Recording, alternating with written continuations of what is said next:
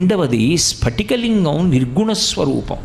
స్ఫటికలింగం దగ్గరికి వెళ్ళి కూర్చుని దానికి జరుగుతున్నటువంటి అర్చన చూసినా, దానికి జరుగుతున్న అభిషేకం చూసినా అసలు పరబ్రహ్మము యొక్క స్వరూపము అవగతమవుతుంది అన్నారు. ఎందుచేత స్ఫటికలింగమునకు ఉన్న రంగేది అని అడిగారు అనుకోండి, అసలు స్ఫటికానికి ఈ రంగు ఉంటుందని చెప్పడం కష్టం. అది తెల్లగా ఉంటుంది.